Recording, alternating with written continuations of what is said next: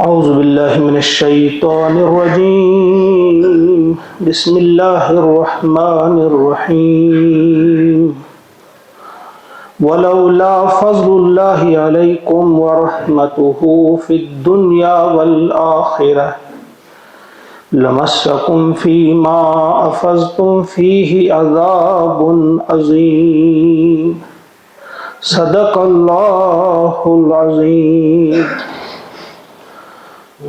سورۃ النور کا ہم مطالعہ کر رہے ہیں۔ آیت نمبر 14 آپ کے سامنے پڑھی گئی، اور اس میں وہی واقعہ جو انتہائی مشہور واقعہ ہے، واقعہ افک، جو بہتان لگایا گیا تھا حضرت عائشہ صدیقہ رضی اللہ تعالی عنہ پر، اور اسی سلسلے میں مختلف ہدایات دی گئی ہیں۔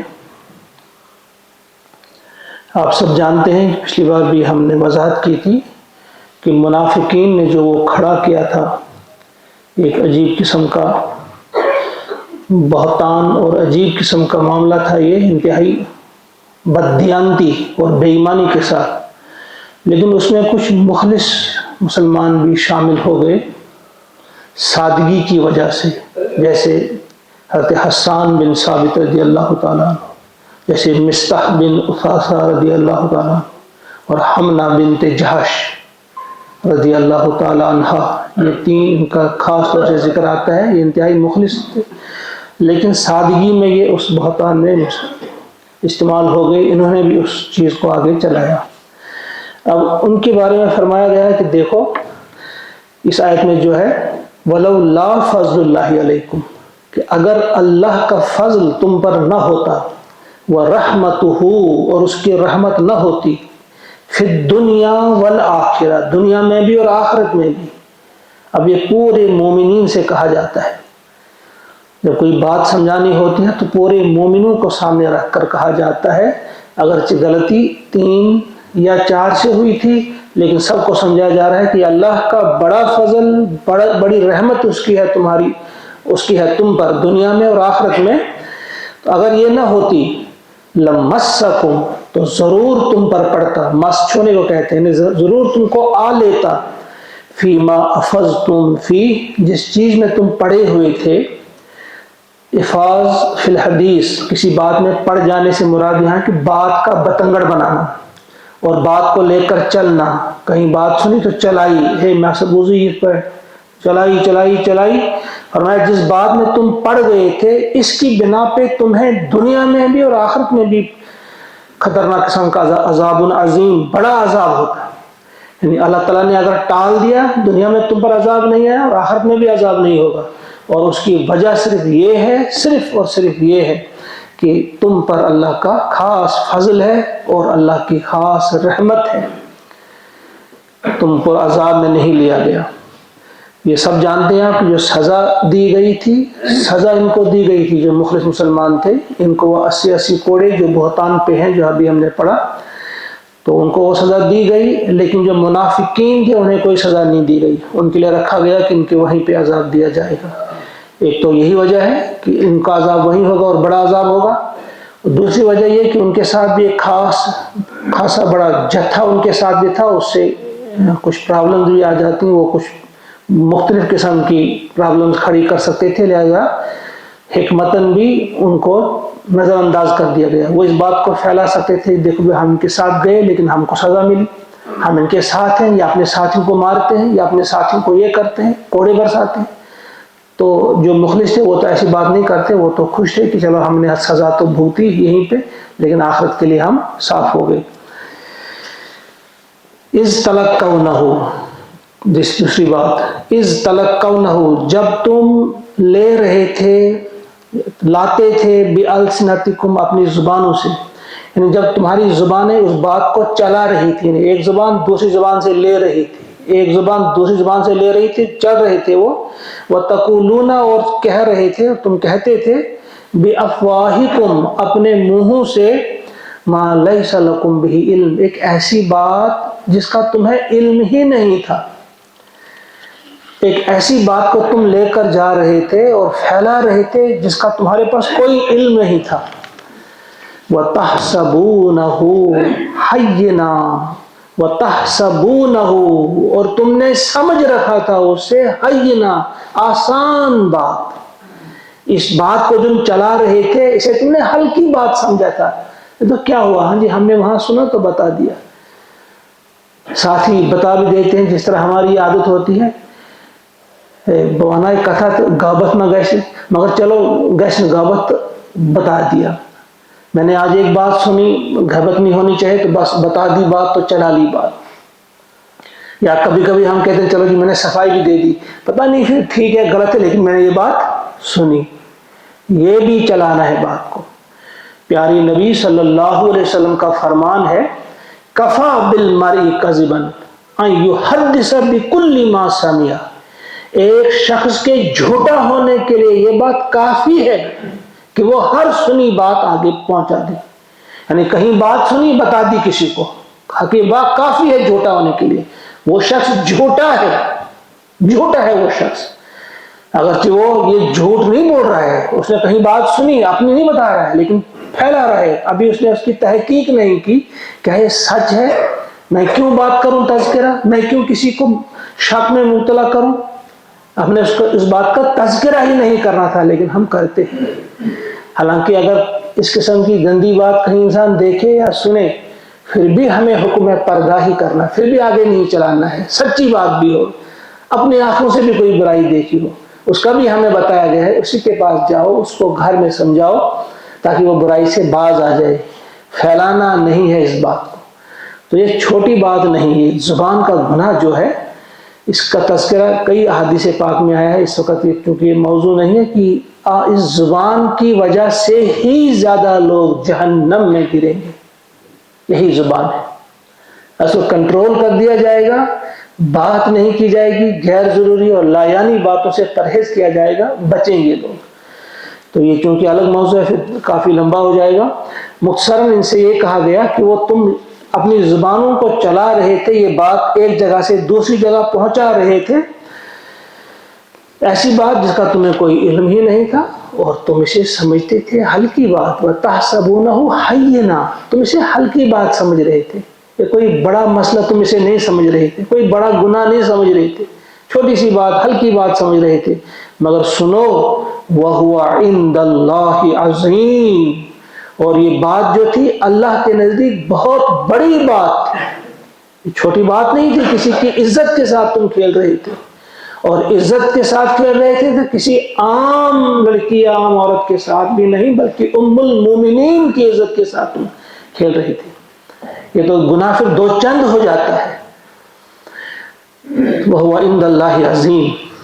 اب بتایا گیا کہ تمہارا رویہ کیا ہونا چاہیے. اب ہم سب کے لیے اس میں سبق ہے کہ جب بھی تم اس قسم کی بات، کوئی بھی بات سنو کسی کی، تو تمہارا رویہ، مومنوں کا رویہ کیا ہونا چاہیے اپنے مومن بھائی کے تئیں.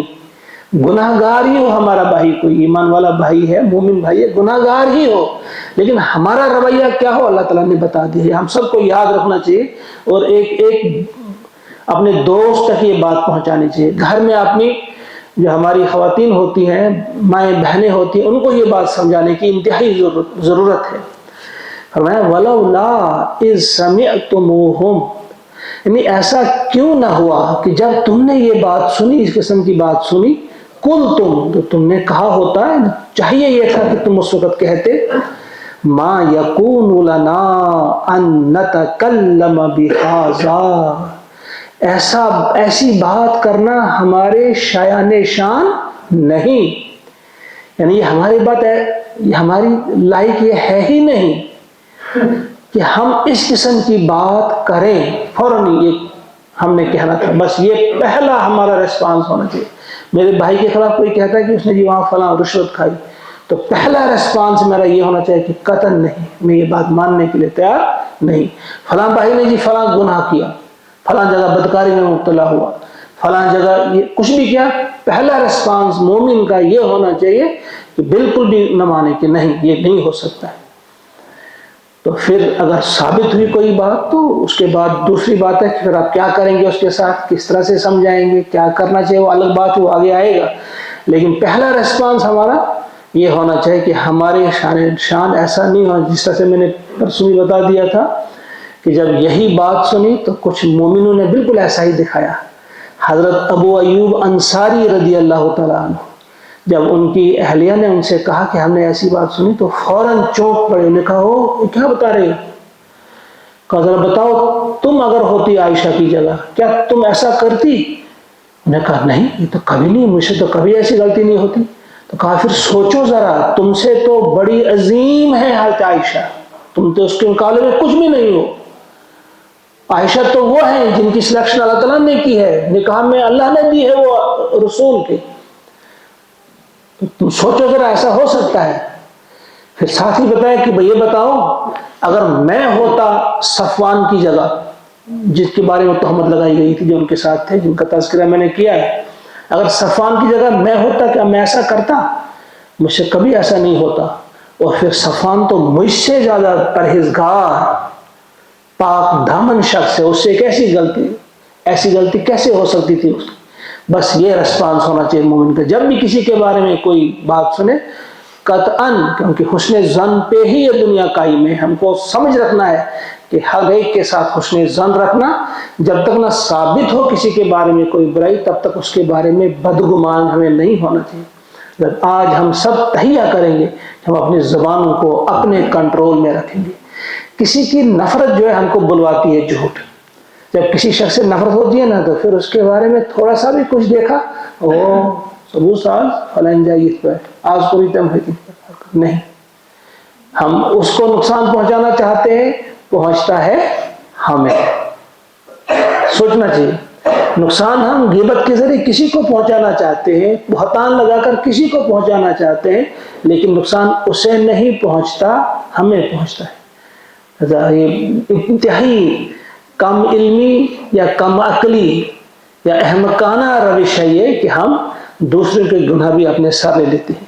تو فرمایا کہ اس وقت یہ رسپانس کیوں نہ انہوں نے ایسا کہا، جب انہوں نے ایسی بات سنی تھی تو انہیں فوراً کہنا چاہیے تھا کہ بھئی ہمارے لیے ہمیں یہ زیبا نہیں دیتا کہ اس قسم کی بات ہماری زبان سے نکلے.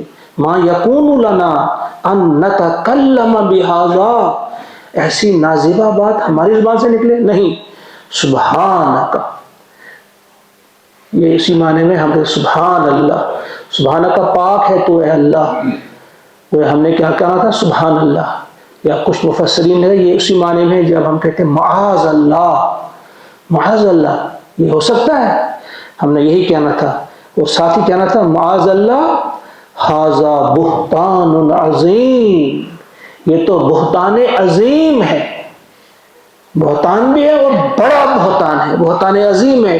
یہ کہنا تھا پہلی فرصت میں جو یہ بات سنی.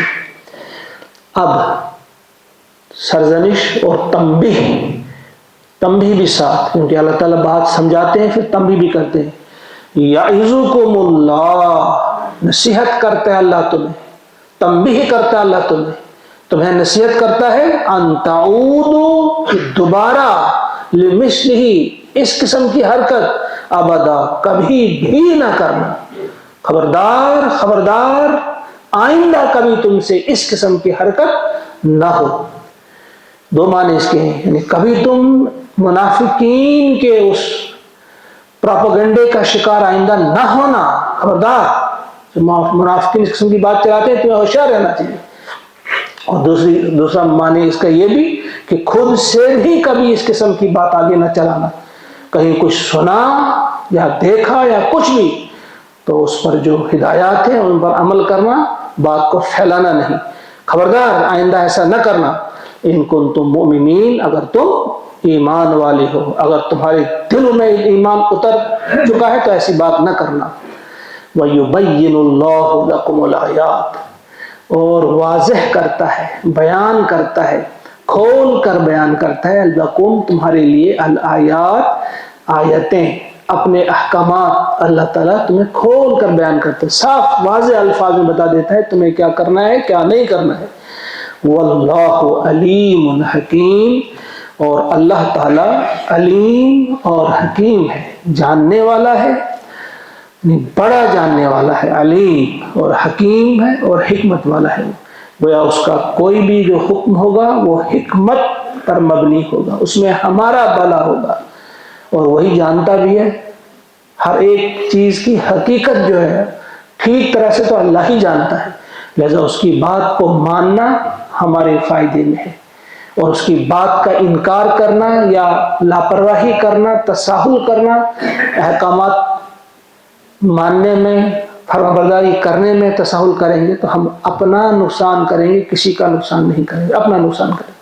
اللہ سے دعا ہے کہ وہ ہم کو سمجھ عطا فرمائے، وہ فکر عطا فرمائے اور وہ فہم عطا فرمائے کہ ہم واقعی اللہ تبارک و تعالیٰ کی ان ہدایات پہ عمل کر سکیں۔ اللہم ارحمنا بالقرآن العظیم واجعلہ لنا اماما ونورا وہدا ورحمہ واجعلہ لنا حجتا یا رب العالمین۔ ربنا تقبل منا انک انت السمیع العلیم۔ آمین۔ السلام علیکم ورحمۃ اللہ وبرکاتہ۔